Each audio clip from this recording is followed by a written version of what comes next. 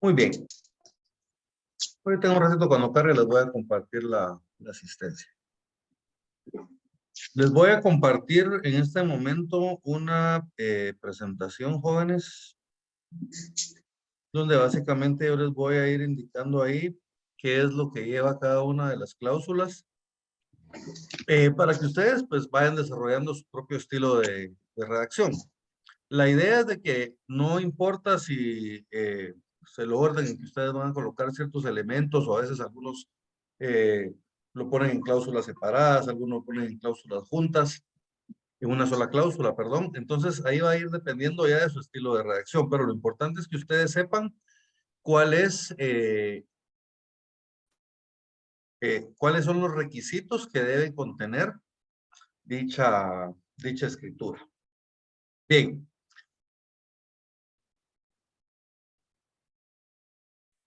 Permítanme.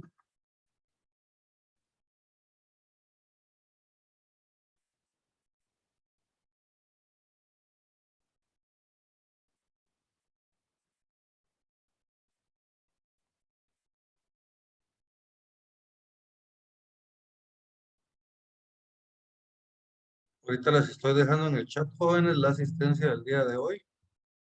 Me hacen el favor de llenar el formulario porque es importante para sus derechos de examen. Las notas espero hoy en la tarde, jóvenes, o mañana en la mañana, más tardar, estárselas publicando.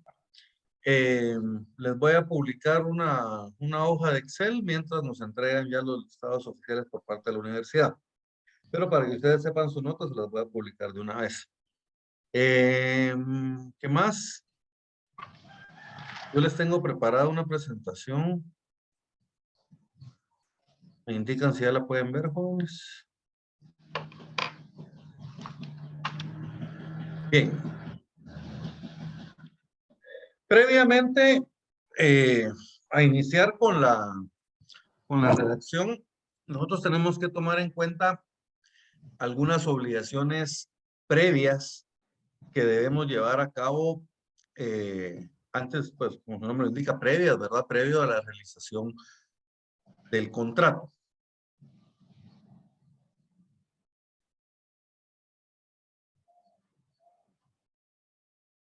Previo a la realización del contrato. Estas, básicamente, nosotros lo primero que tenemos que verificar es de que las personas realmente sean o ostenten los derechos que dicen tener, ¿verdad? Entonces, para esto yo tengo que identificar tanto a las personas como tengo que identificar el bien que va a ser objeto del contrato. Las personas normalmente las vamos a identificar por el documento personal de identificación, ¿verdad? Ese es el documento idóneo para que una persona se identifique. Pero van a existir algunos casos en que va a ser necesario identificarlos de otra forma. Por ejemplo, cuando se trata de los extranjeros, ellos la forma correcta, digamos, de identificarlo es por medio de su pasaporte, ¿verdad? Por medio del pasaporte. Y hay algunos casos, por ejemplo, en que si yo no puedo identificar a una persona porque no tiene su DPI, voy a poderlo identificar también por medio de testigos de conocimiento.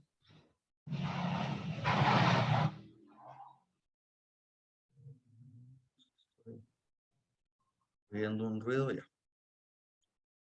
Muy bien. Entonces, se van a identificar por medio de su documento personal de identificación, por su pasaporte, o pueden ser por testigos de conocimiento. O se puede dar el caso también de que sean conocidos del notario, entonces en caso del notario solo va a hacer constar que son personas de su anterior conocimiento. Luego tenemos el título de propiedad del bien objeto del contrato. Aquí estamos suponiendo de que es una compraventa de bien inmueble, ¿verdad? Pero podemos hacer contratos de venta de cualquier otra mercadería. Pero supongamos ahorita nosotros estamos hablando de bienes inmuebles. Los bienes inmuebles, como sobre los bienes, existe la propiedad, ¿verdad? Entonces esa propiedad, ese dominio sobre los bienes se inscribe en el registro de la propiedad. Hay un registro específico donde se inscribe la propiedad de los bienes inmuebles.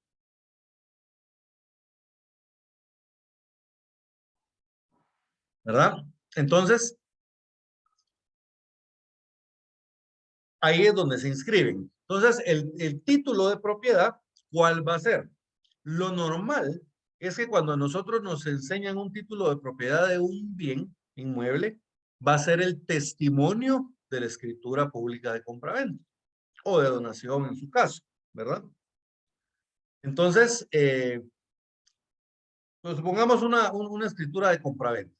Normalmente lo que nos van a poner a la vista es un testimonio. Nos van a poner un testimonio, el testimonio tiene que ser original, ¿verdad? El testimonio de la escritura pública, número tal, en la cual se hizo constar el contrato. Ese testimonio debe de tener la razón del registro de la propiedad. Nosotros cuando presentamos el expediente al registro de la propiedad, lo presentamos con un duplicado y ellos lo operan y nos devuelven el testimonio original ya con su respectiva razón, ¿verdad? Debidamente razonado. Entonces eso hace constar de que por medio de este contrato yo compré este bien inmueble, ¿verdad? El bien inmueble que está identificado. Entonces lo normal va a ser eso, que nos presenten el testimonio de la escritura pública razonado por el registro. Pero puede darse el caso también de que las personas nos presenten una certificación emitida por el registro de la propiedad. Eso también es válido, un título de propiedad, ¿verdad? Por ejemplo, si en caso alguno de sus clientes perdió las escrituras de la casa, entonces eso pues, podemos pedir al registro de la propiedad una certificación de dicha, y esas son las escrituras de la casa. Eso también se puede utilizar como un título de propiedad. Entonces, documentos de identificación de los otorgantes o pasaportes en su caso, título de propiedad objeto del contrato. Yo acostumbro, jóvenes, y esto pues la mayoría de abogados y notarios deben hacerlo, es a verificar en el registro de la propiedad que efectivamente el bien está inscrito a favor de esa persona. Y no solamente eso, también vamos a verificar si el bien tiene o no tiene algún gravamen, anotación o limitación inscrito. Por ejemplo, si el bien tiene una hipoteca, si el bien, por ejemplo, está inmovilizado, si el bien está embargado, si el bien tiene una anotación de demanda, si sobre el bien está constituida alguna servidumbre, ¿verdad? Entonces todo eso lo puedo yo saber verificando la finca en el registro de la propiedad, ¿verdad? Eso afortunadamente ahora ya desde hace un buen tiempo se puede hacer de forma digital, ¿verdad? Uno puede pedir que le habiliten un usuario en el registro de la propiedad, pagar un determinado número de consultas y uno puede consultar los libros del registro de la propiedad. Los libros que ya están digitalizados, ¿verdad? Hay algunos libros que no están digitalizados, en este caso pues sí hay que ir a consultar los libros del registro de la propiedad, pero bueno, esa es otra cosa. Entonces acostumbramos a verificar en el registro de la propiedad que lo que establece el título que nos están poniendo a la vista, efectivamente son los derechos que esta persona dice tener, ¿verdad? Entonces, y por último, vamos a tener el recibo del impuesto único sobre inmueble, el último recibo de pago, ¿no? O el pago del último periodo. Esto con el objeto de determinar de que está al día el pago del impuesto único sobre inmuebles, ¿verdad? Ya que debe estar al día porque si no, no deben operarlo en el registro de la propiedad. Y luego tenemos las obligaciones posteriores.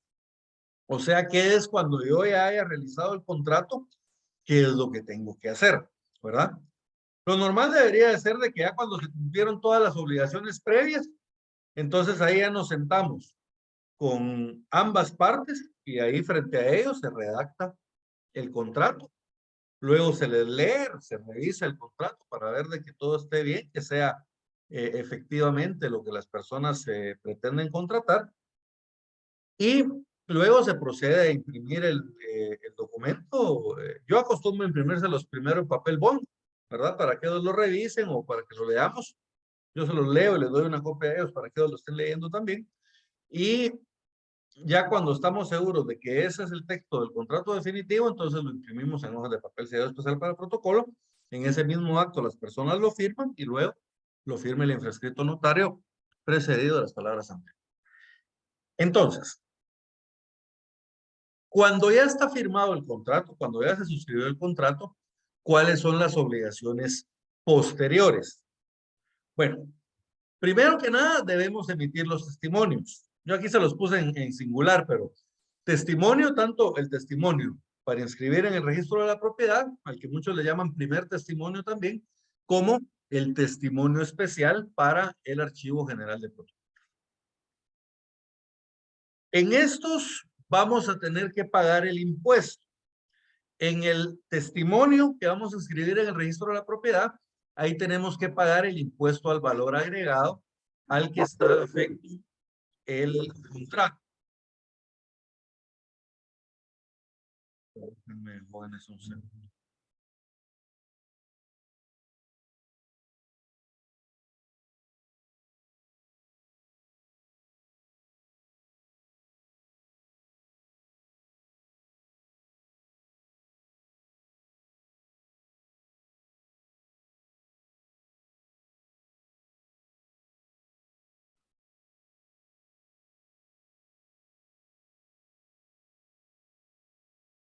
Perdón, jóvenes, pero tengo un perro aquí afuera de mi casa y el perro se volvió loca. Ladra, no me deja escuchar. Bien, entonces, les decía que en los testimonios nosotros vamos a pagar los impuestos.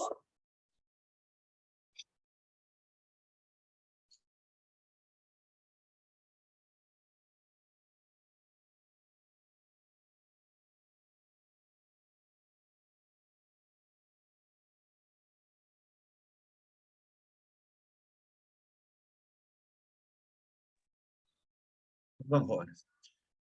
Entonces les decía que en el testimonio vamos a pagar los impuestos. En el testimonio vamos a pagar los impuestos a los que está afecto el contrato. En el caso de la compraventa, esta está afecta al pago del impuesto al valor agregado. Ahorita en un ratito vamos a hablar con relación a dichos impuestos. Y vamos a tener que pagar también en el testimonio especial el impuesto al que está afecto el testimonio especial, que se recuerdan que son el 2 por millar en caso de valor determinado, en timbres notariales y en caso de valor determinado, indeterminado, perdón, van a ser 10 quetzales en timbre notarial y 50 centavos en timbre fiscal por cada hoja. Eso en el testimonio especial. Además, tienen que llenar el formulario de ingreso al registro de la propiedad. Esos formularios ustedes los encuentran en la página del registro de la propiedad. Ese se llena en línea y luego pues lo imprimen. Actualmente, cuando se trata de la Municipalidad de Guatemala, el, el formulario incluso trae los datos para hacer los cambios, para hacer el aviso en el catastro de la Municipalidad de Guatemala. Me imagino que poco a poco lo van a ir extendiendo a los demás catastros municipales. Y deben de pagar el arancel del registro de la propiedad. El registro de la propiedad por operar eh, el documento nos va a cobrar un arancel.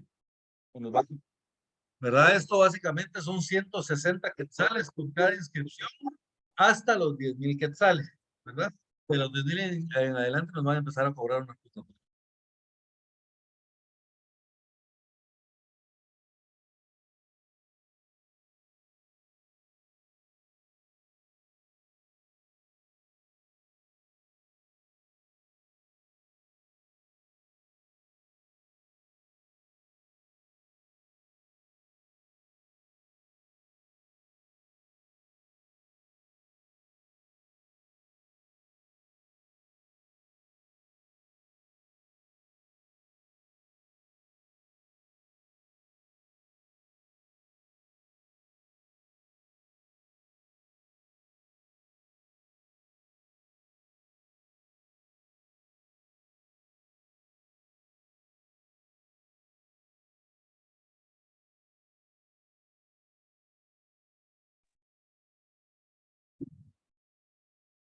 Bueno, mejor la saqué al patio. Y ahí sigue ladrando. Bien.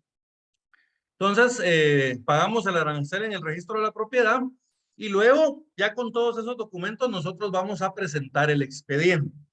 El expediente en el registro de la propiedad va a contener el testimonio de la escritura, los documentos que acrediten el pago de los impuestos, el formulario lo ponemos en la carátula del folder, ¿verdad? Esos documentos los vamos a colocar dentro de un folder y el expediente debe llevar un duplicado. ¿Qué es el duplicado? El duplicado es básicamente una copia con firmas en original, ¿verdad? Entonces ustedes cuando ya tienen el testimonio con todos los documentos, a eso le sacan una fotocopia completa y firman en original todos los documentos que llevan su firma y sello en original, ¿verdad? Firma y sello en original. La firma y el sello en original sería solo del notario, me imagino, ¿verdad? Solo del notario, así es. Sí, solamente del notario. Entonces,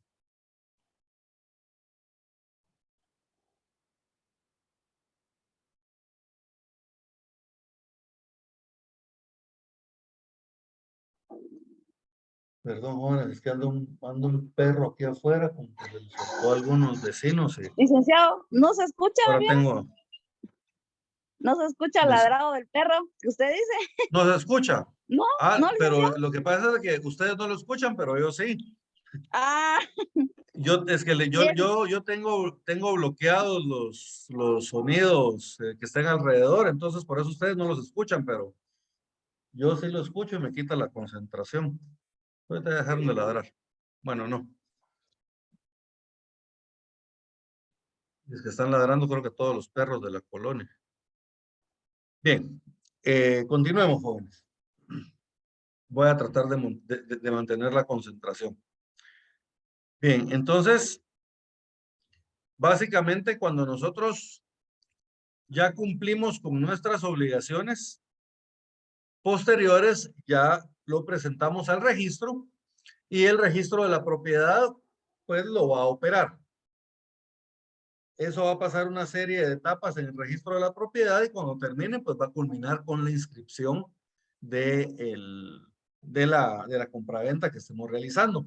Y el registro nos va a devolver el expediente ya debidamente razonado y ellos se quedan con el duplicado.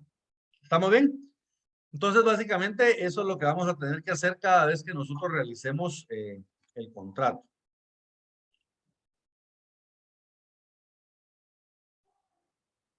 Bien. Licenciado, fíjese que para llenar ese Sí. formulario, acá en esta región, nosotros compramos al registro de la propiedad una boleta de ingreso acá en esta región. Ahora cuando son propiedades así de la capital o de Escuintla, entonces ahí sí nosotros nos tenemos que ingresar a la página del registro y llenar los datos y ahí nos lo mandan a nuestro correo, ¿verdad?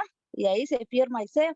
Pero acá en esta región, viera que se utiliza la boleta de ingreso y nosotros la compramos en el segundo registro de la propiedad y que nos cuesta un quetzal.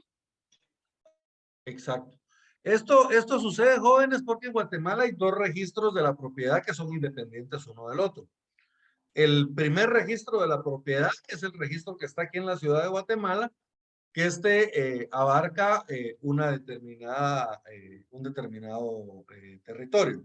Y está el segundo registro de la propiedad, que está con su sede en Quetzaltenango, y abarca pues básicamente la parte del suroccidente del país, ¿verdad?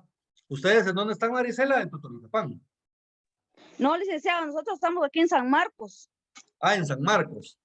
Sí, pues pertenecemos al segundo registro. Pertenecen al Ajá. segundo registro, exacto, ¿verdad? Sí, Básicamente licenciado. el suroccidente, digamos, Mazatenango, Retaluleu, San Marcos, creo que Sololá, Quiché, Huehuetenango, todo Ajá. eso pertenece al segundo registro y el resto de departamentos pertenecen al registro, al primero, ¿verdad? Ajá, el Entonces, registro general. varían un poquito los procedimientos en que realizan las inscripciones, varían un poquito. En este caso, digamos, antes, yo le cuento, antes en el registro de la propiedad también se compraba la boleta y se llenaba la boleta a mano. Después pasamos a que ya se podían bajar las boletas de, de la página, digamos, pero las teníamos que llenar a mano. De ahí ya las pasaron a que ya las podíamos llenar en la página e imprimirlas, ¿verdad? Y ahora que ya traen hasta los avisos. Pero digamos, el registro de Quetzaltenango aún utiliza el sistema de las boletas. Lo que pasa es de que también en el registro de Quetzaltenango todavía se puede utilizar el sistema de boletas porque el tráfico todavía es un poquito menor que el de la ciudad capital. En el de la ciudad capital ya es tanta la gente que hay que ya se ven obligados a tener que simplificarlos porque si no, no camina la cola, ¿verdad, jóvenes? Pero sí, básicamente varían un poquito los procedimientos en ambos registros.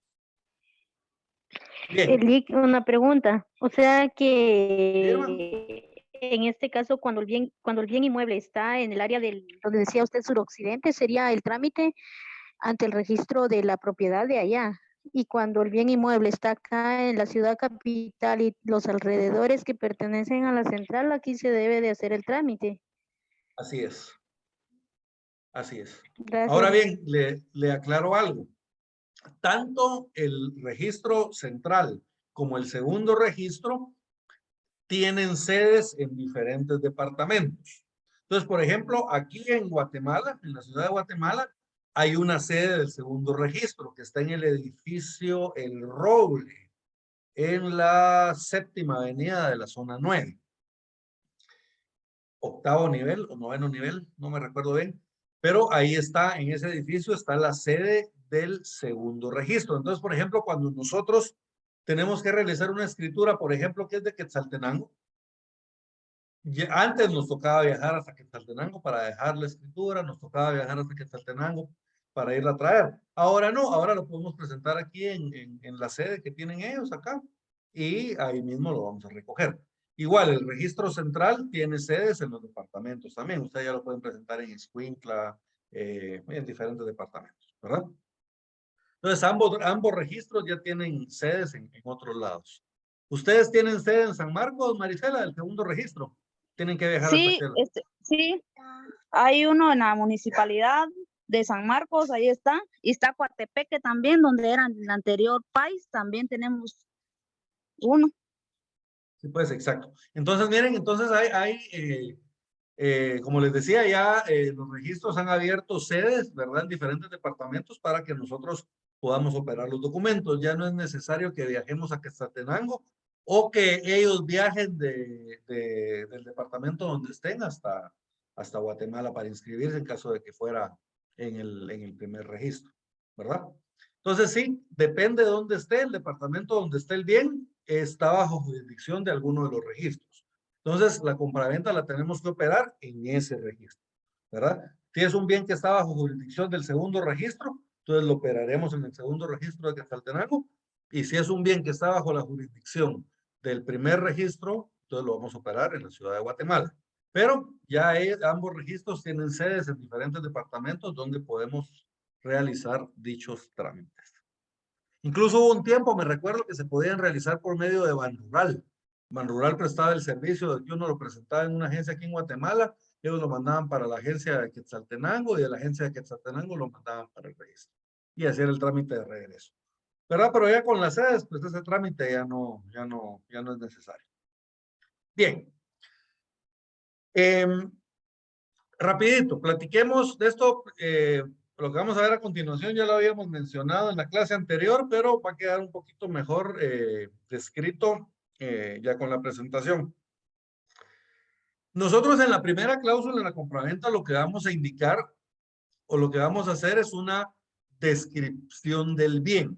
Vamos a indicar primero que la persona manifiesta que ese bien es de su propiedad y luego vamos a identificar al bien que la persona está manifestando que es de su propiedad. Entonces, dos cosas. La persona va a manifestar que el bien es de su propiedad y vamos a identificar dicho bien. ¿Qué es identificar ese bien? Miren, lo normal es de que el bien lo vamos a identificar con el número de finca, folio y libro con el que está inscrito en el registro de la propiedad. Pero también podemos colocar la dirección del bien, en caso de que el bien ya tenga la dirección, porque se recuerdan ustedes que la dirección del bien no la asigna el registro de la propiedad, sino que esa la asigna la municipalidad donde se encuentra el bien. La municipalidad le asigna una matrícula fiscal al bien y esa matrícula fiscal es la que identifica dicho bien. Ahí está colocada la dirección del bien, cuánto vale el bien, cuánto tiene que pagar el bien de UCI. Y el UCI, por cierto, se lo pagamos a las municipalidades. En el caso de que éstas ya tengan catastro. Si no tienen catastro, entonces tiene que ser ante DICABI. No sé si habrá alguna municipalidad, todavía habrán algunas que no tienen catastro. Pero lo normal es de que las municipalidades ya tengan su catastro, ya ellos tienen su matrícula fiscal y ellos son los que le asignan la dirección al bien. Entonces, si ya la tenemos, acostumbramos a colocar también la dirección del bien. Si no, pues con el número de finca, folio y libro es suficiente, ¿verdad?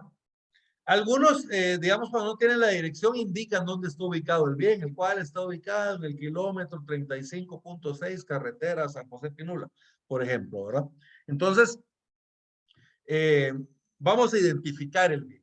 Y lo otro que tenemos que identificar es el título con el que están acreditando la propiedad del bien. ¿Estamos bien? Entonces, indicamos, yo acostumbro a ponerles título a las cláusulas. Esto no es necesario. Yo le pongo primera y le pongo entre paréntesis del bien inmueble. ¿Por qué? Para darnos como una introducción de que en esa cláusula lo que vamos a hacer es describir el bien. Entonces, manifiesta el vendedor que es propietario del bien inscrito en el registro de la propiedad con el número de finca 365, folio 46, del libro 160 de Escuintla. Los libros todos van a tener el nombre de algún departamento. Más son por departamentos, de Escuintla, del Progreso, de Guatemala, de Izabal, de Petén, ¿verdad? Hay algunos libros especiales, por ejemplo, como los libros de transformación agraria, los libros de reforma agraria, ¿verdad? Y hay algunos otros libros especiales, pero entonces ese sería el libro 33 de reforma agraria, libro 46 de transformación agraria. Entonces todos los libros tienen nombre, ¿verdad? Va a ser, en algunos casos va a ser el nombre de un departamento, en otros casos va a ser un nombre especial, ¿verdad? Como transformación agraria, lo que les decía, ¿verdad? Reforma agraria, etcétera. Entonces, y acá podemos indicar de una vez también la dirección, el cual está ubicado en la Quinta Avenida 13-40 de la zona número 16 de la ciudad de Guatemala. ¿Verdad? Podemos indicar la dirección también, aunque no es obligatorio.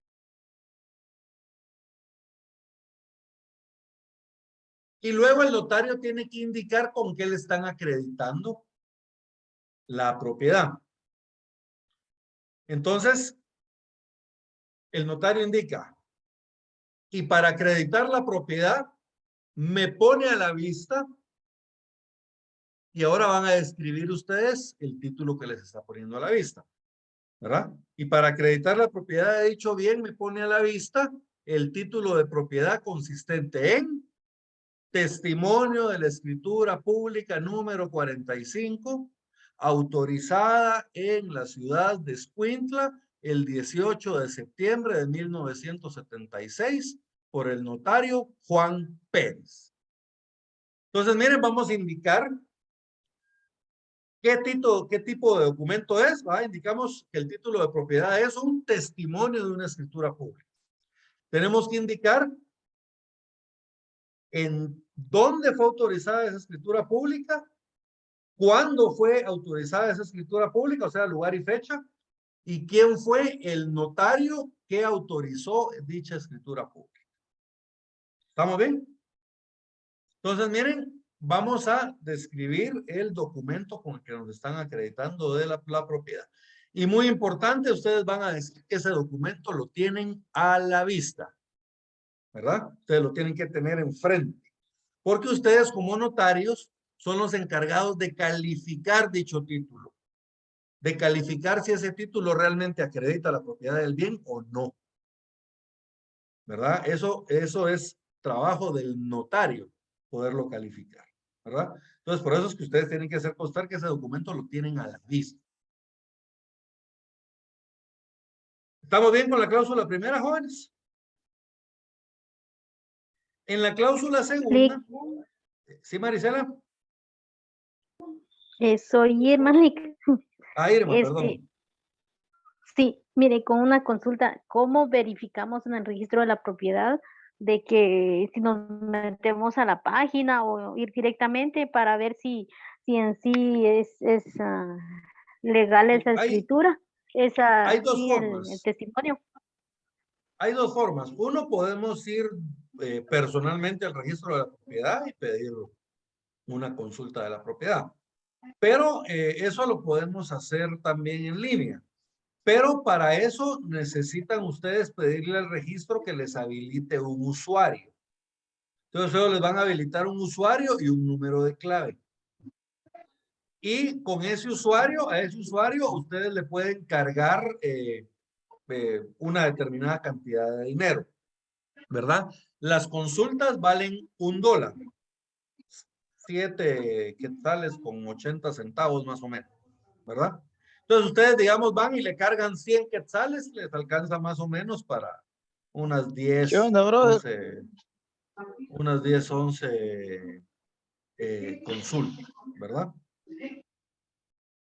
Entonces, básicamente son las dos formas de hacerlo, ¿va? Pueden ir al registro o pueden hacer la consulta a distancia, pero para eso, como les digo, tienen que pedir ustedes que les habiliten un usuario electrónico y un número de clave. Entonces, ya con eso, ustedes se meten a la página del registro, ahí ponen su usuario, su clave, y eso ya les permite entrar al sistema electrónico del registro. Entonces, ustedes ya ahí marcan el número de finca, folio y libro que necesitan y ahí les saca el desplegado y ustedes pueden imprimir dichas consultas, como que si estuvieran en el registro, ¿verdad? ¿Estamos bien, Irma? Sí, gracias. Perfecto. En la segunda cláusula, como ya identificamos el bien, ahora el vendedor debe manifestar que es su voluntad venderle ese bien al comprador. Y tiene que indicar el precio por el cual está vendiendo el bien. Y a su vez el comprador acepta la venta que se le está realizando y paga el precio. Esta compraventa que estamos viendo ahorita es una compraventa al contado, ¿verdad? Es como nuestra compraventa base. Y después a partir de esta vamos a ir trabajando las demás. Entonces aquí, como es al contado, hacemos constar de que en ese momento el comprador paga el bien. Algo que es importante que ustedes tienen que tomar en cuenta es que debido a las leyes contra el lavado de dineros y otros activos, ahora se exige de que cuando se van a comprar bienes y el precio, bienes inmuebles, y el precio sea superior a los 30,000 quetzales, entonces debe haber bancarización. ¿Y qué es la bancarización? Básicamente que tenemos que realizar el pago utilizando alguno de los servicios que prestan las instituciones bancarias. Un cheque de caja, un crédito bancario, un depósito en cuenta, un depósito electrónico, una transferencia electrónica. ¿Me entienden? Cualquiera de los servicios que presta un banco. O sea, tenemos que involucrar a un banco en la transacción. Eso es todo, ¿verdad? ¿Por qué? Porque los bancos están sujetos al control especial, ¿verdad? Contra el lavado de dinero de las... ¿sí? Entonces, pues hay control sobre las transacciones que se están realizando, ¿verdad?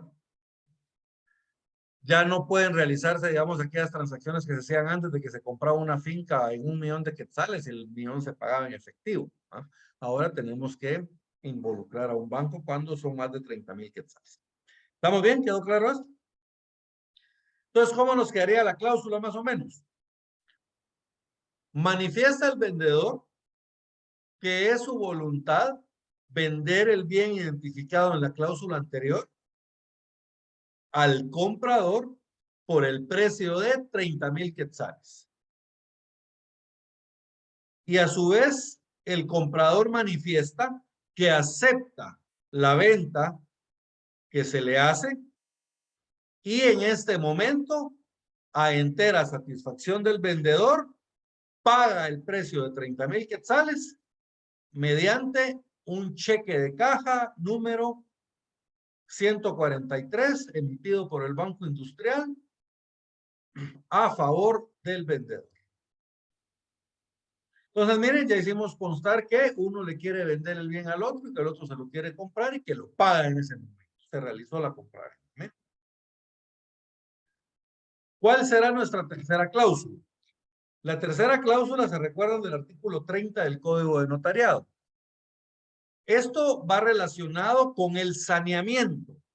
¿Se acuerdan que en el Código Civil, en Derecho Civil 4, ustedes tuvieron que haber visto lo que era el saneamiento? El saneamiento básicamente se da, este saneamiento por vicios ocultos, cuando una persona vende un bien, pero oculta algún vicio que tenga el bien que le pueda afectar a la otra parte. Entonces, al descubrirse ese vicio oculto, la otra parte, la parte que se vio afectada, tiene derecho dos cosas. Uno, a rescindir el contrato, a dejar sin efecto el contrato, o dos, a pedir que se le devuelva una parte del precio que pagó a causa de ese vicio oculto que se descubrió. ¿Estamos bien? Entonces, relacionado con eso, el artículo 30 del Código de Notariado establece que cuando se van a hacer transmisiones de bienes, la persona que se está obligando tiene que indicar si sobre el bien objeto del contrato existen gravámenes, anotaciones o limitaciones que le puedan afectar a la otra parte. ¿Verdad? Entonces, si existen, él debe de declarar cuáles son. Y si no existen, él debe de declarar que no existe ningún gravamen, anotación o limitación que pueda afectar a la otra parte. ¿Estamos bien? Y el notario le debe advertir sobre la responsabilidad del saneamiento en que va a incurrir si lo que está declarando no es cierto. ¿Estamos bien? Entonces, ¿cómo quedaría más o menos la cláusula? El vendedor declara que sobre el bien objeto del presente contrato no existen gravámenes, anotaciones o limitaciones que puedan afectar al comprador. Y el infrescrito notario le advierte sobre la responsabilidad de saneamiento en que incurrirá si lo declara no es cierto. ¿Verdad? Y si existe un gravamen, entonces manifiesta el vendedor que sobre el bien objeto del presente contrato pesa un gravamen de hipoteca constituido a favor del señor Juan Pérez, la cual está inscrita en el registro de la propiedad bajo el número tal, folio tal, libro tal. ¿Verdad? Esos libros se llaman de derechos reales. Entonces, indicamos cuál es la hipoteca existente y si no hay otro, entonces manifestamos que aparte de el gravamen antes descrito, no existen otros gravámenes, anotaciones o limitaciones que puedan afectar a la otra parte. Y el notario advierte sobre la responsabilidad de saneamiento en que va a incurrir si lo declarado no es cierto. ¿Estamos bien? ¿Hay alguna duda con la cláusula tercera, jóvenes? Cláusula de advertencia o saneamiento.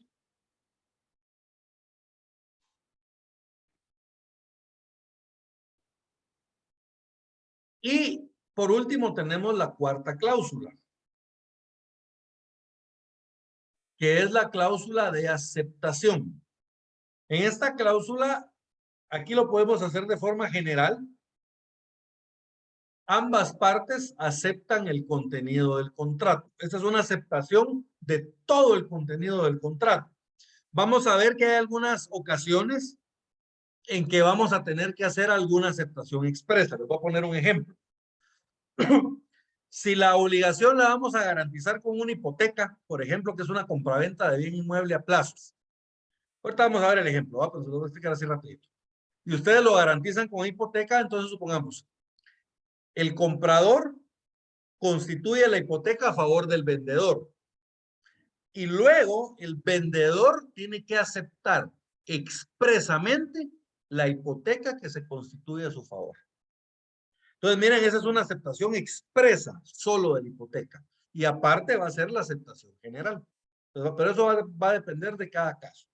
Entonces, en este caso, ahorita estamos en la aceptación general, cláusula 4. Manifiestan los comparecientes que aceptan el contenido íntegro del presente contrato. Miren, una aceptación general de todo el contrato. ¿Estamos bien?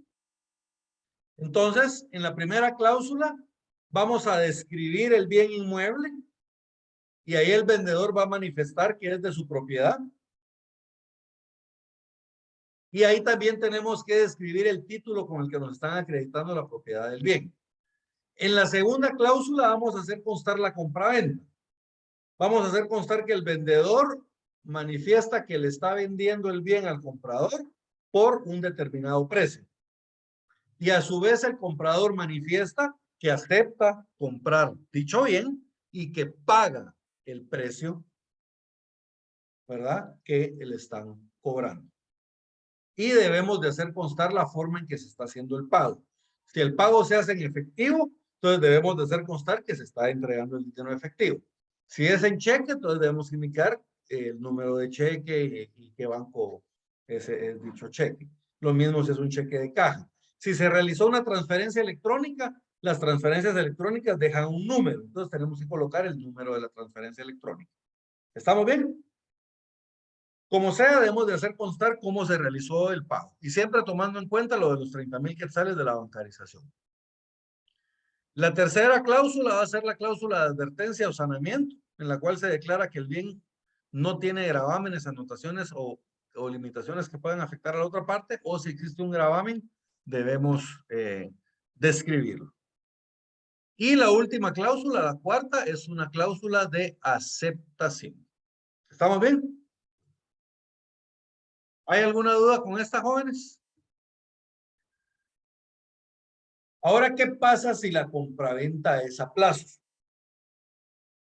Si la compraventa que vamos a realizar es a plazos, entonces acá vamos a tener que cambiar un poquito la cláusula segunda, ¿verdad?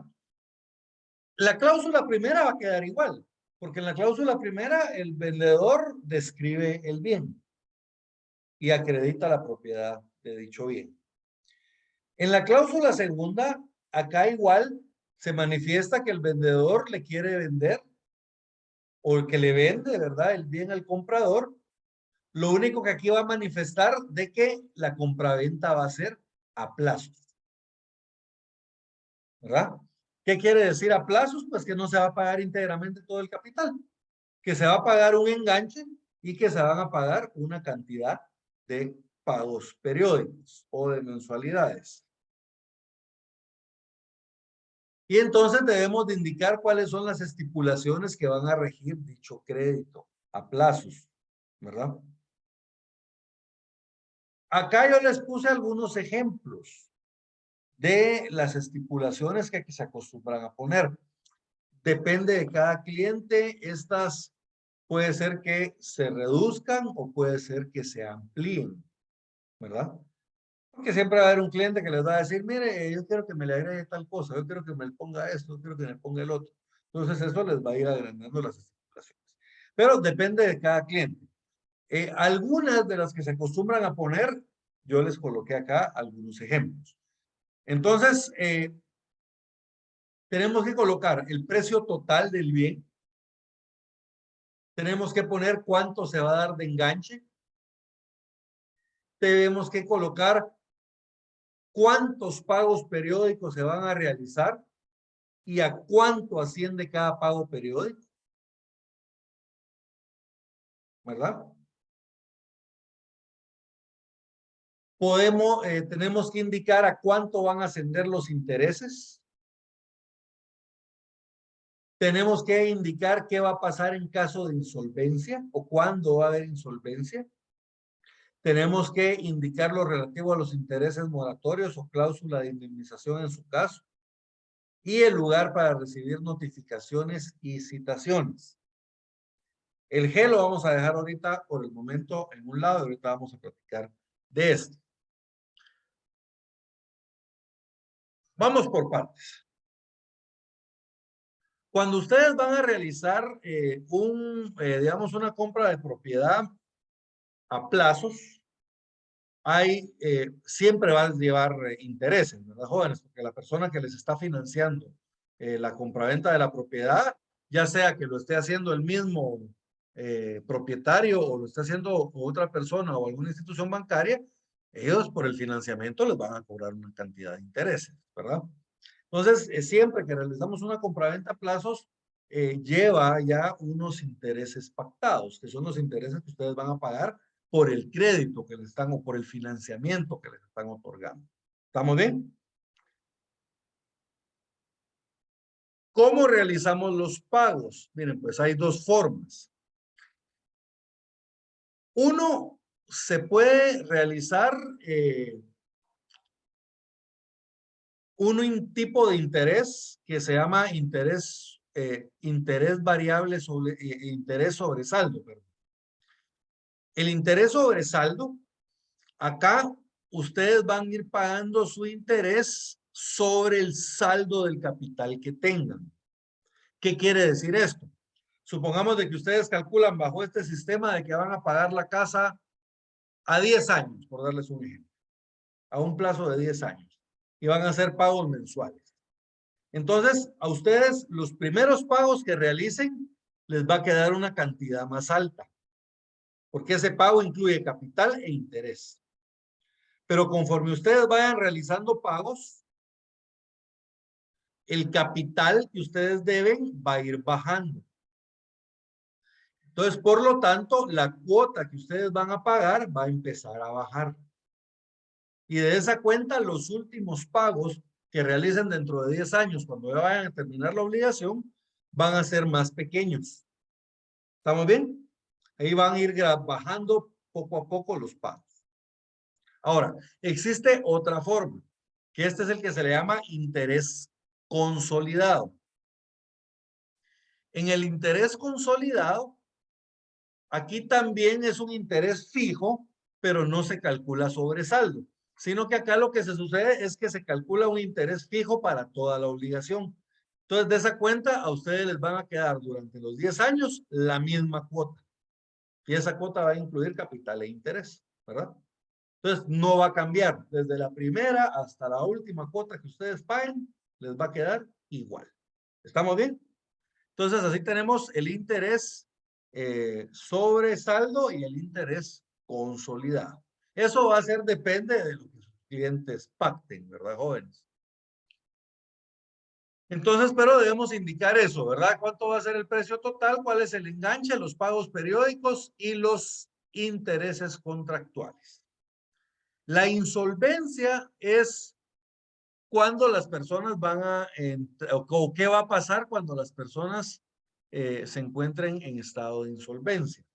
Lo normal es que cuando las personas se encuentran en estado de insolvencia, la consecuencia es de que se da por terminado el plazo del contrato y se exige el cumplimiento de la obligación.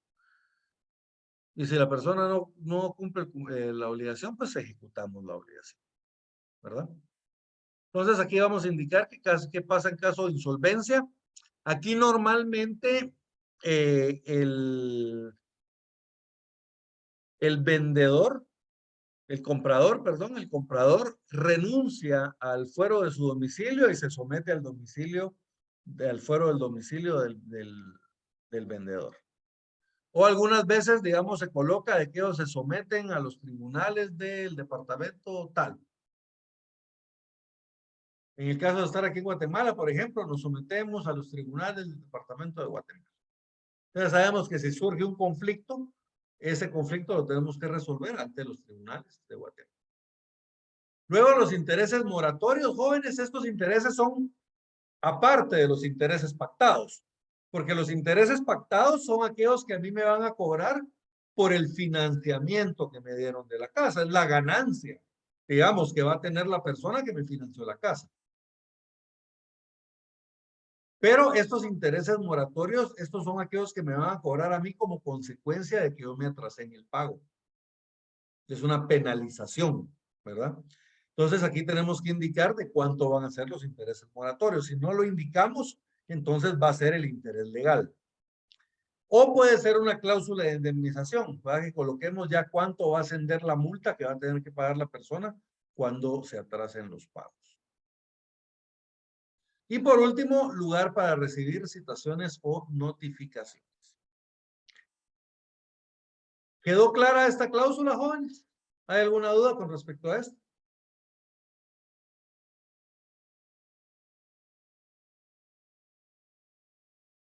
Bien.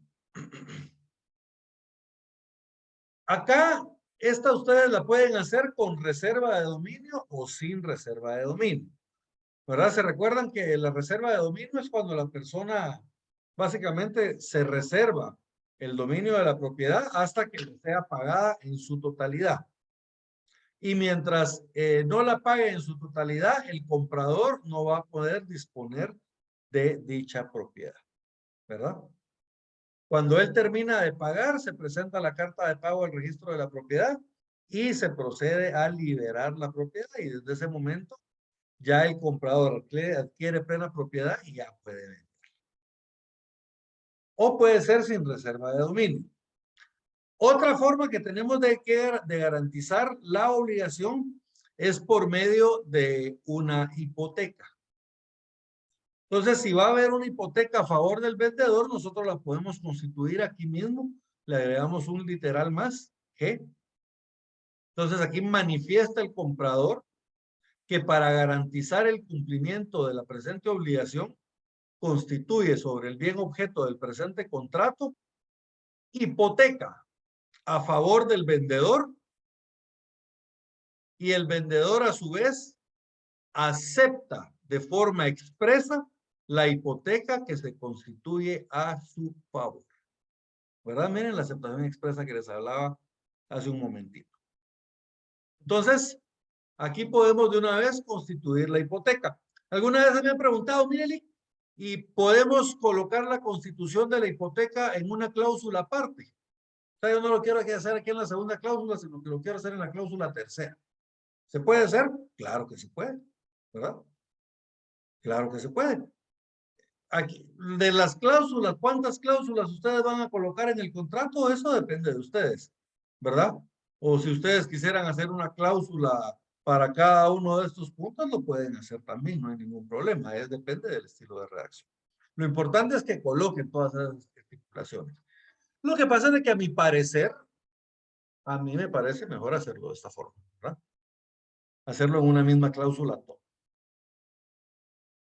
Pero como les digo, lo pueden poner aparte si ustedes desean. La tercera cláusula va a quedar pues básicamente igual. El vendedor va a manifestar que sobre el bien objeto del contrato no hay gravámenes, anotaciones o limitaciones que puedan afectar a la otra parte.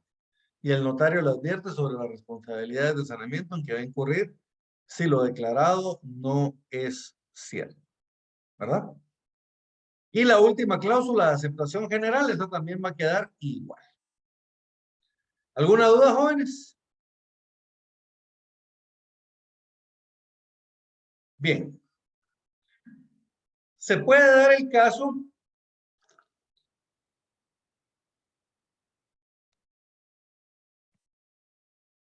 en que ustedes le requieran también realizar una compraventa de fracción. ¿Qué es esto, jóvenes? Yo tengo un bien, yo soy propietario de un bien y yo quiero vender, pero no quiero vender todo el bien, sino que solo quiero vender un pedazo del bien. ¿Estamos bien? Entonces, esto es lo que se llama una compraventa de fracción. ¿Se acuerdan de que nosotros al principio de la clase estábamos viendo las obligaciones previas? Cuando se trate de compraventa de fracción, ustedes van a tener que agregar dos obligaciones previas. Uno, van a tener que tener un plano que lo va a realizar un ingeniero civil. Hay algunos casos de excepción que lo pueden realizar medidores empíricos, pero de forma general manejémoslo como que lo va a realizar un ingeniero civil. Y dos, y ahorita van a ver por qué es que lo tiene que realizar un ingeniero civil. Y dos, van a tener que tener una autorización municipal. ¿Verdad? ¿Por qué? Porque algunas municipalidades tienen regulado cuál es el mínimo que se puede vender una fracción. Entonces, si ustedes la fracción que quieren vender es menor a lo establecido por la municipalidad, entonces no se los van a autorizar. Y ahorita vamos a ver en un ratito qué podemos hacer en ese caso. Si la municipalidad no me autoriza la compraventa de fracción. Entonces, ¿estamos bien? Dos obligaciones previas más, un plano y la respectiva autorización municipal. Esto depende de cada municipalidad, jóvenes. Cada municipalidad tiene sus propias reglas. ¿Estamos bien? Entonces, ¿cómo vamos a realizar una compraventa a plazos? Bueno, a plazos de fracción. La primera cláusula va a quedar igual. Aquí manifiesta el vendedor que es legítimo propietario del bien identificado en el registro de la propiedad bajo el número y colocan el número de la finca, folio y libro, ¿verdad? Y de igual forma identifican el título de propiedad. Esto va a quedar igual. Ahora, fíjense pues, como aquí vamos nosotros a vender una fracción del bien, digamos del bien, vamos a quedarnos con una parte, esto lo que se conoce como la finca matriz, y luego con la parte desmembrada vamos a tener que crear una finca nueva. O sea, esta parte que vamos a vender va a tener su propio número de finca, folio y libro. Va a ser una finca nueva. ¿Estamos bien? La finca nueva, esta debe de tener, cuando es la primera inscripción de dominio, debe de tener todos los datos de su inscripción, de todas las medidas, colindancias, rumbos y azimuts. O sea, la posición geográfica del bien, ¿verdad? Ya cuando son una segunda o subsiguiente, ya no hay necesario hacerlo porque ya esos datos constan en la primera inscripción de dominio. Entonces solo indicamos de los datos que constan en la primera inscripción de dominio, ¿verdad? Entonces ya no es necesario que le volvamos a colocar todos esos datos de medidas y colindancias, solo cuando es la primera vez. Entonces, esta compraventa de fracción va a dar origen a una finca nueva. Entonces, nosotros tenemos que colocar todos los datos necesarios para poder identificar dicha finca nueva. ¿Estamos bien? Esos datos, jóvenes, normalmente nosotros los vamos a sacar del plano. Para el efecto, si me permiten, les voy a compartir, pero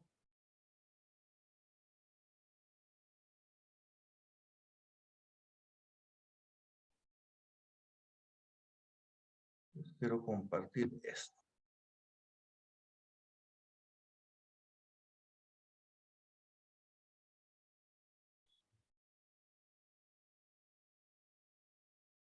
¿Ya logran ver el plano, jóvenes? Este es un ejemplo de un plano para inscribir un bien. ¿Verdad? Estos planos regularmente los va a realizar un ingeniero civil. También establece la ley que pueden ser realizados por ingenieros agrónomos. Ellos también pueden hacer mediciones, ¿verdad? Especialmente cuando se trata de fincas. Y en algunos casos también se puede hacer por medio de medidores empíricos.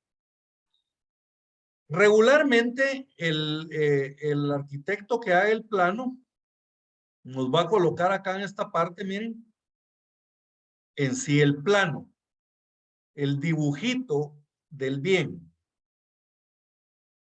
Si ustedes se dan cuenta, aquí tiene las colindancias. Por ejemplo, aquí está la colindancia con el señor Carlos Pascual. Aquí está con la señora Claudia Cirici. Aquí es con el lago de Atitlán, de este lado.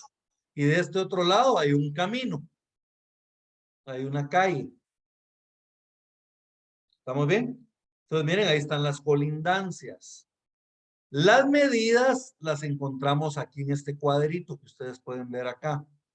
Si ustedes se dan cuenta, el plano tiene unos números. Tiene un número 0, un número 1, un número 2, 3, 4, 5, hasta llegar al número 10. Y luego pasa otra vez al número 0. Cierra con el número 0. Esos jóvenes son los, yo no soy experto, creo que se llaman los puntos de posición geográfica. Ahí es donde el ingeniero coloca unas marcas y él mide cuánto hay del punto 0 al punto 1. ¿Cuánto hay del punto 1 al punto 2? ¿Cuánto hay del punto 2 al punto 3? Del 3 al 4, del 4 al 5 y así sucesivamente hasta que llegue a cuánto hay del punto 10 al punto 0. Y con eso ya se cierra la medida. ¿Qué es lo que va a medir a él acá? Pues va a medir, uno, ¿cuántos metros hay? O cuántas yardas hay, también se puede medir, pero lo normal es en metros. ¿Cuántos metros hay de punto a punto? Y eso nos va a dar en total cuántos metros cuadrados mide el bien. ¿Estamos bien? Entonces eso nos va a dar el área del bien y nos va a dar cuántos metros hay de punto a punto. Si ustedes ven aquí abajo, aquí establece el área del bien. Miren, el área son 3.428.000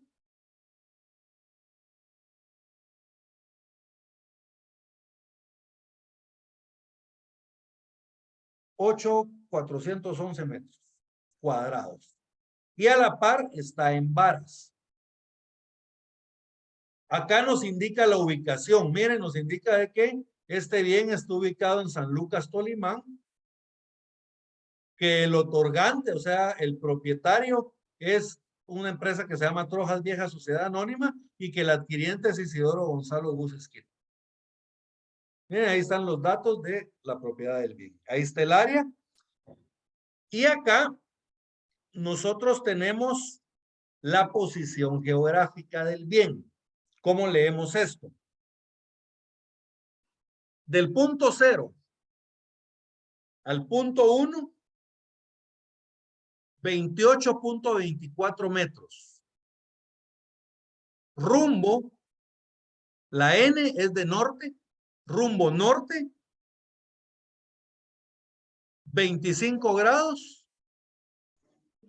30 minutos, 12 segundos, este. Miren, la E es de este. Luego, del punto 1 al punto 2. Segura.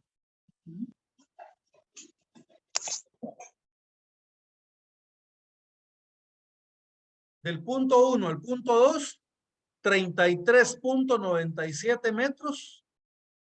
Rumbo norte, 70 grados, 12 segundos, no, de 12 minutos, 36 segundos, oeste.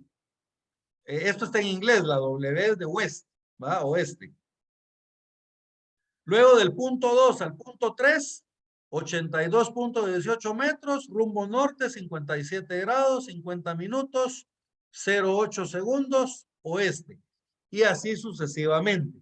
Estos datos, jóvenes, que están en este cuadrito, ustedes los van a tener que colocar en la escritura. ¿Quedó claro esto? Pero no hay problema, porque para cuando ustedes hagan la escritura, ustedes van a tener el plano a la vista. Va a ser un plano similar a este. ¿Quedó claro esto? Si quedó claro, entonces regresemos a la presentación. Porque entonces ustedes ahora van a ver de dónde salen estos datos.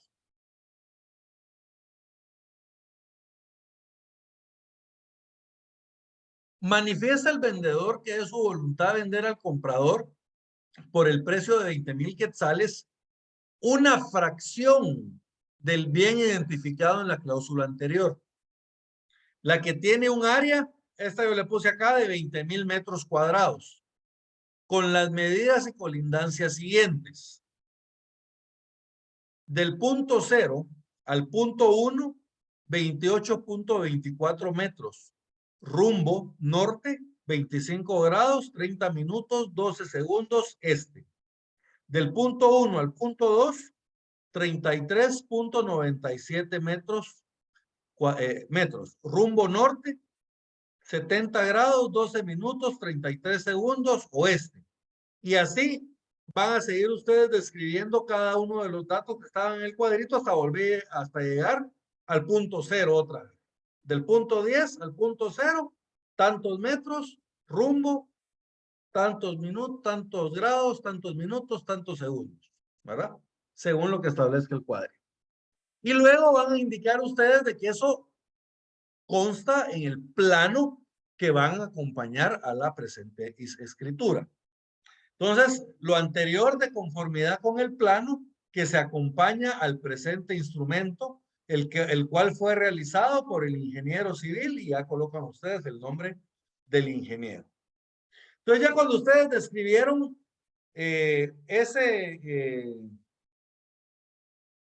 todos esos datos, a mí aquí se me pasó poner también, jóvenes, pero también lo tienen que indicar, es de que tienen que colocar quiénes son los colindantes. Esto a mí se me pasó por alto ahorita que estaba haciendo el... Si ustedes se dan cuenta acá, indica quiénes son los colindantes, ¿verdad? Entonces ustedes pueden poner que colinda al sur con el lago de Atitlán, al norte con la CAI, al oeste con Carlos Pascual y al este con Claudia Siris. ¿Estamos bien? Aquí hay que colocar también las colindancias.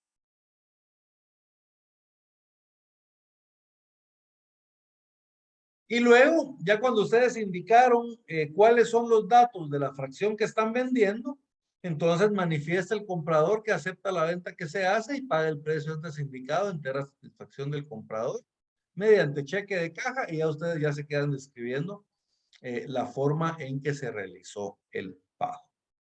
¿Estamos bien? ¿Quedó claro cómo se hace la compraventa de fracción? Sí, licenciado. Ahora bien, se puede dar el caso, jóvenes, de que a mí la municipalidad no me dé la autorización para realizar la compraventa de fracción. Entonces hay una salida. Podemos hacer primero una desmembración para sí mismo, y ya cuando esté inscrita la finca desmembrada, entonces ya podemos vender la finca a un tercero.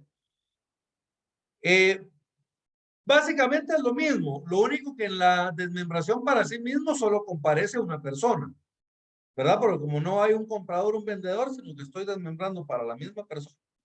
Entonces en la desmembración para sí mismo solo comparece el propietario. El propietario en la primera cláusula manifiesta que es el propietario del bien y lo describimos como lo haríamos en la compraventa.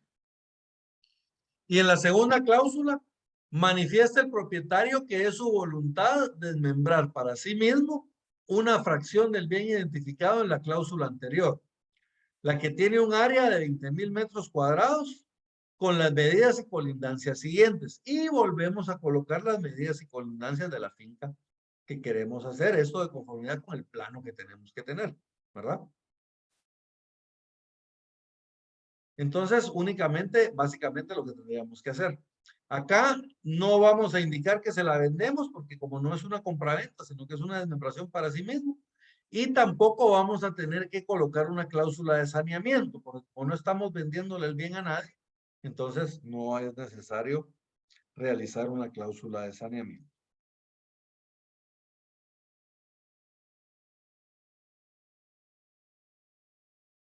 En la compraventa, jóvenes, y esto también aplica, por ejemplo, para una donación. En la donación también yo me puedo reservar el usufructo vitalicio, pero en una compraventa o en una donación, el vendedor o el donante se pueden reservar el usufructo vitalicio. En este caso vamos a hablar de la compraventa. El vendedor se puede reservar el usufructo vitalicio, ¿verdad? Por ejemplo, miren, pues es muy común de que una vez aparece un señor en mi oficina y me dice, miren, fíjese que yo le quiero dar la casa a mis hijos. Así, yo le quiero dar la casa a mis hijos. Pero usted sabe que los patojos son fregados. Entonces yo quiero que me queden derechos a mí sobre la casa para que mis hijos no me puedan sacar. Entonces ya ustedes analizan qué es lo que él quiere. Miren, él lo que quiere es transmitirle la casa. Ahorita vamos a determinar si es por medio de una compraventa o por una donación, pero él le quiere transmitir la propiedad a la casa, de la casa a los hijos, pero se quiere garantizar el derecho de poder vivir en la casa para toda su vida y que no lo puedan sacar de ahí. Entonces, ¿qué derecho será ese, jóvenes? Ese es un derecho real que se llama usufructo, ¿verdad? Entonces, él se reserva el usufructo. Por medio de ese usufructo, él va a poder gozar y disfrutar del bien durante toda su vida, ¿verdad? Entonces, él se reserva el usufructo vitalicio y le vende la casa a los hijos o le regala la casa a los hijos, como quiera. Le transmite la propiedad de la casa a los hijos, pero él se va a quedar viviendo en la casa hasta que fallezca. Y sus hijos no van a poder hacer nada con la casa hasta que él fallezca. ¿Estamos bien? Entonces eso es lo que se le llama la compraventa o la donación con reserva de usufructo vitalicio. Supongamos que esto es una compraventa. ¿Cómo se hace la reserva del usufructo vitalicio? Aquí básicamente lo mismo. Manifiesta el vendedor que le vende el bien identificado en la cláusula anterior por el precio de 20,000 quetzales al vendedor. Y manifiesta además que se reserva el usufructo vitalicio sobre dicho bien.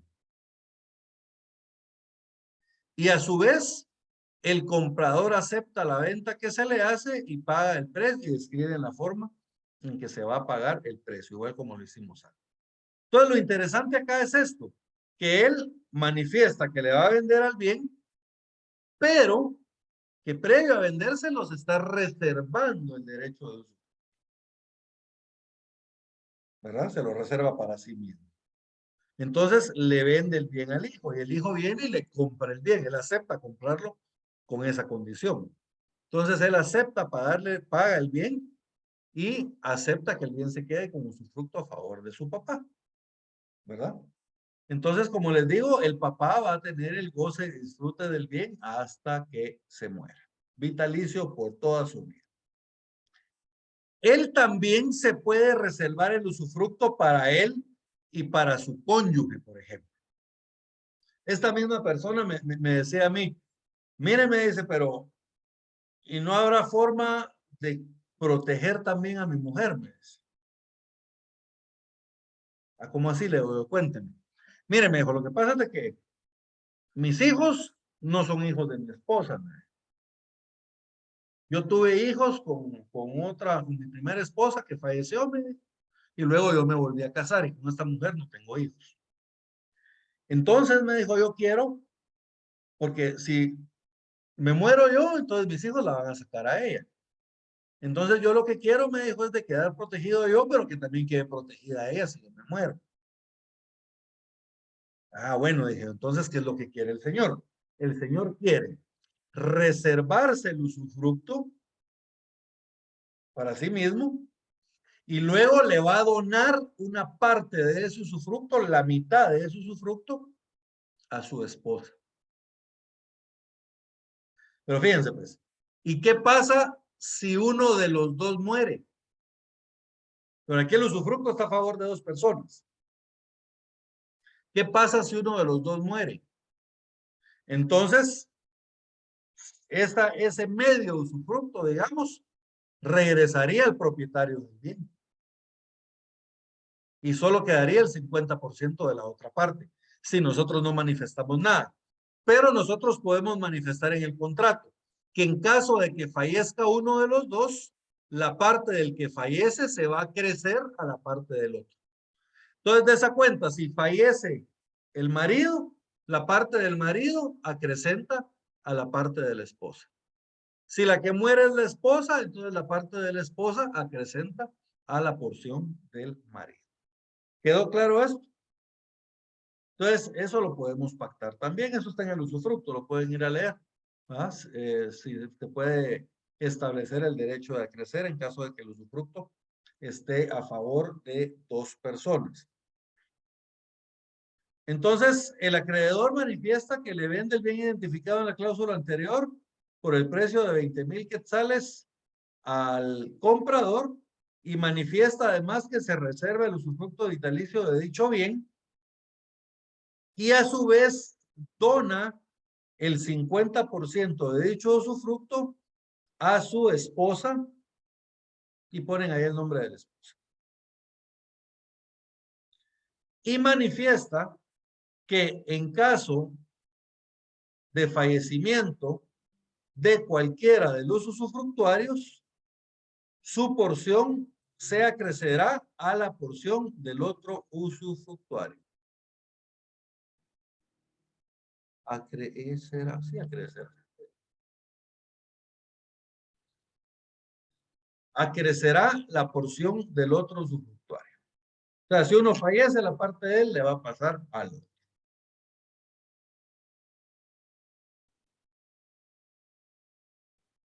Donación entre vivos de bien inmueble. La primera cláusula, igual.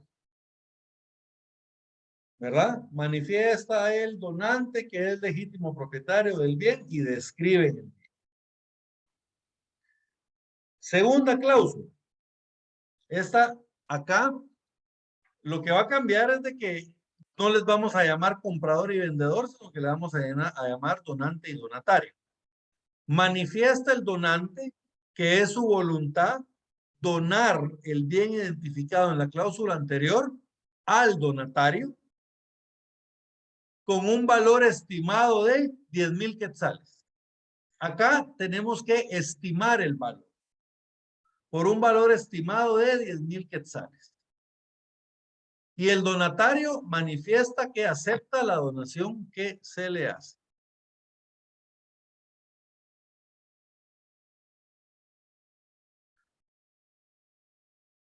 La siguiente cláusula es igual, cláusula de saneamiento.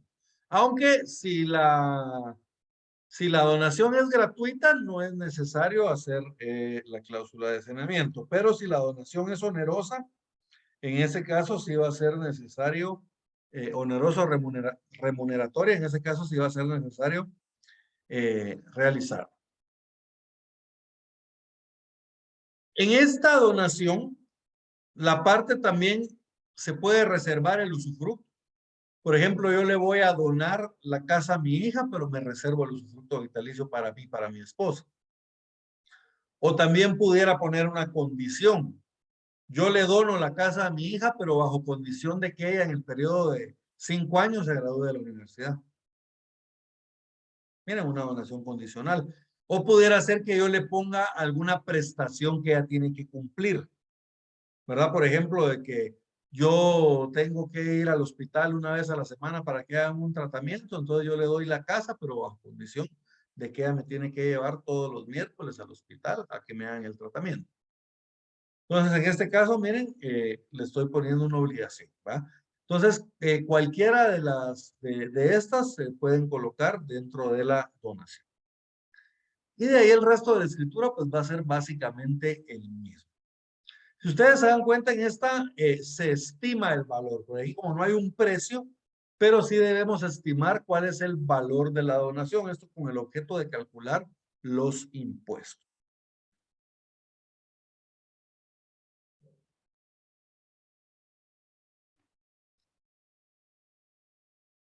Y por último tenemos la permuta.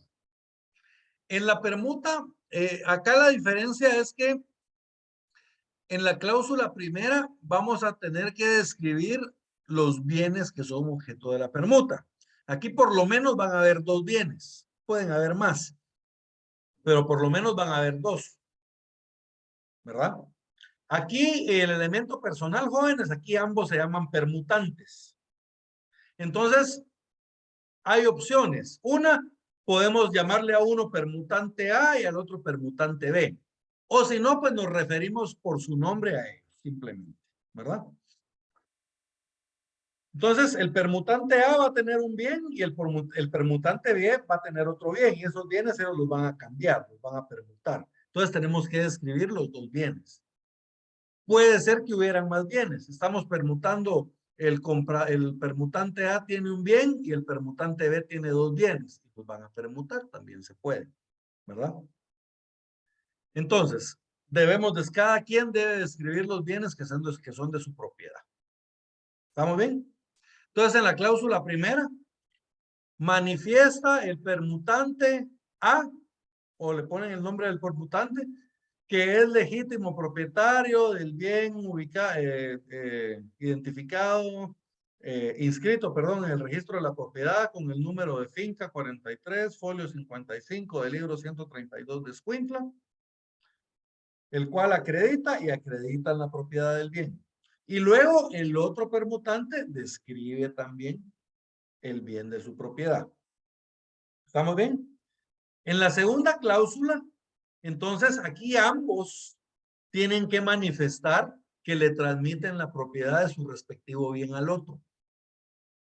Y tienen que indicar por cuánto están estimando ellos que se realiza la permuta. Porque en la permuta tampoco hay un precio, pero sí vamos a indicar cuál es el valor que están estimando ellos de la permuta.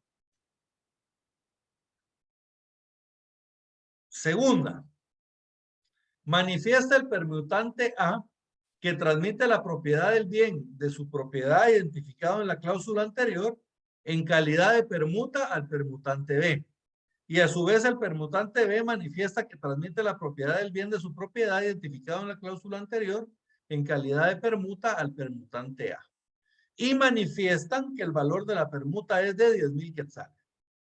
Esto significa que cada uno de los bienes vale 10,000 quetzales, ¿verdad? Acá esto es importante, jóvenes, porque fíjense pues, acá la permuta está sujeta al pago del IVA y ustedes van a tener que pagar el IVA por las 2 transacciones. Porque aquí hay 2 transmisiones de la propiedad. El bien de uno pasa al otro y el bien de este pasa a aquel, ¿verdad? Entonces nos van a cobrar impuesto por las 2 transmisiones de la propiedad. Eso lo tienen que tomar en cuenta para calcular sus gastos de inscripción. Igual, el arancel nos van a cobrar las 2 operaciones en el registro de la propiedad. Porque aunque nosotros estemos presentando una sola escritura, hay 2 cambios de propiedad y nos van a cobrar arancel por las 2 inscripciones. ¿Verdad? ¿Quedó claro?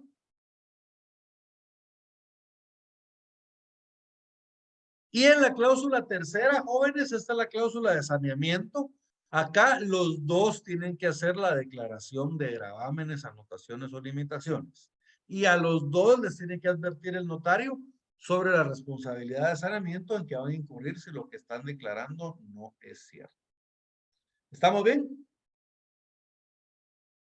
Ya para terminar, jóvenes, algunas cosas que tenemos que considerar con relación al pago de los impuestos.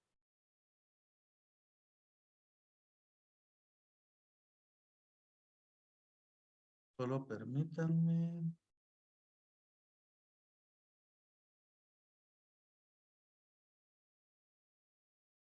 Bien.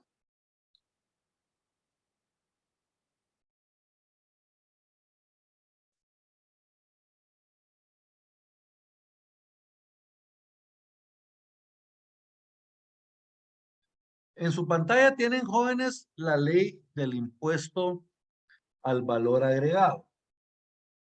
Esta ley establece primero cuáles son las transacciones que están sujetas al pago del impuesto. Y eso lo tenemos en el artículo 4. Todos sabemos de que el impuesto al valor agregado es del 12%, ¿verdad, jóvenes? Es un tema aquí en esta ley, pero para no irlo a ver específicamente por cuestiones de tiempo, porque ya nos pasamos un poquito. El artículo 4 establece que están afectos, lo que nos interesa es el número 1, el artículo 4, numeral 1, por la venta o permuta de bienes inmuebles en la fecha de la emisión de la factura, cuando, bueno, y o sea, básicamente aquí se refiere a que están afectos la venta de bienes inmuebles. Pero yo me confundí el hecho generador, es el que estaba buscando, jóvenes. El artículo 3 establece el hecho generador, que es lo que me genera a mí el pago del impuesto. Y aquí hay una serie de hechos generadores, y a nosotros el que nos interesa es el 8 y el 9. Pagan IVA. En el 8, la venta o permuta de bienes inmuebles. Y en el numeral 9, la donación entre vivos de bienes inmuebles. Entonces, ¿cuánto paga la donación, jóvenes? Paga 12% de IVA. ¿Cuánto paga la compraventa? Paga 12% de IVA. Ahora bien, ¿cuándo va a pagar el 12%? Para eso nos tenemos que ir más abajo al artículo.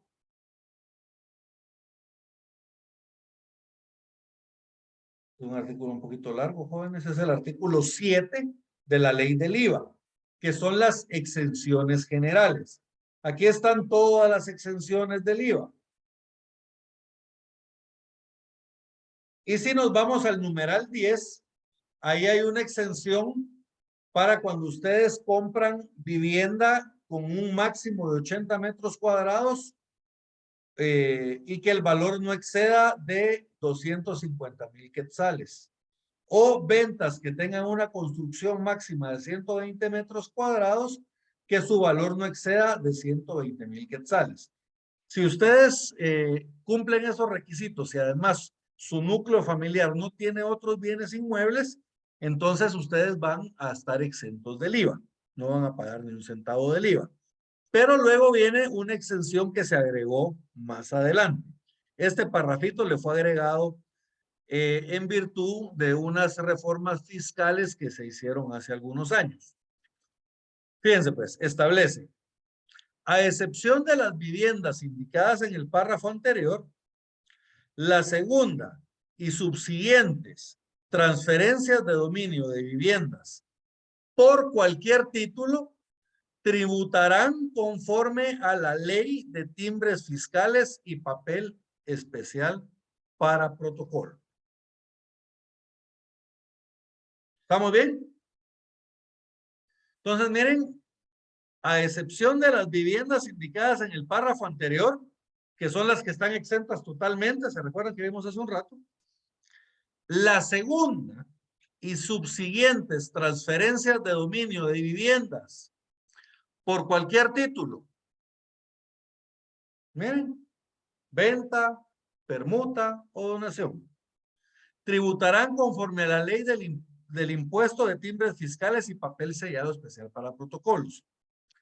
¿A qué se refiere? Se refiere a esto, miren. La ley de timbres fiscales y papel sellado especial para protocolos se establece en el artículo 4. Tarifa del valor, es la parte que está subrayada. La tarifa del impuesto es de 3%. El impuesto se determina aplicando la tarifa del valor, al valor de los actos y contratos afectos. El valor que consta en el documento, el cual no podrá ser inferior al coste en los registros públicos, matrículas, catastros o listados oficiales. Entonces, jóvenes, si se trata de la primera compraventa, por ejemplo, nosotros hacemos una compraventa de fracción. ¿Se acuerdan? Esa es una finca nueva. O nosotros hacemos una desmembración para sí mismos y luego vendemos esa finca nueva. Como esa es la primera transmisión de dominio que se está haciendo sobre esa finca, esa va a pagar el 12%. Lo mismo pasa, por ejemplo, si yo lotifiqué un terreno, cada uno de esos lotes nuevos es una finca nueva. Cuando yo la venda es la primera vez que la estoy transmitiendo de dominio. Entonces esas van a pagar el 12%. La segunda y subsiguiente transmisiones de dominio que se hagan, esas ya no van a pagar el 12%, sino que esas van a pagar el 3% de conformidad con la ley de timbres fiscales y papel sellado especial para protocolo. ¿Quedó claro esto, jóvenes? O sea que en este caso, cuando se hace una desmembración, ahí surge otra propiedad nueva, digamos, ahí es el 12%. Sí, tanto en el caso de la desmembración para sí mismo como en la compraventa de fracción o cuando usted lotifica un bien, lo que está haciendo es fraccionándolo en un montón de bienes, ¿verdad? Entonces ahí se crean fincas nuevas. Cada vez que vendamos una de esas fincas nuevas tenemos que pagar el 12% de IVA. ¿Verdad? Y ya cuando se haga la segunda compraventa sobre una finca o las subsiguientes, todas las demás que hayan, esas van a pagar el 3%. ¿Estamos bien? ¿Alguna otra duda, jóvenes? Si no hay más dudas, entonces lo vamos a dejar por ahí, jóvenes, porque ya nos pasamos 6 minutos.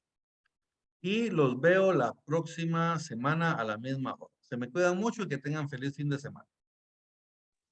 Gracias, igualmente, licenciado. Gracias, Link. Feliz tarde. Gracias, Lick.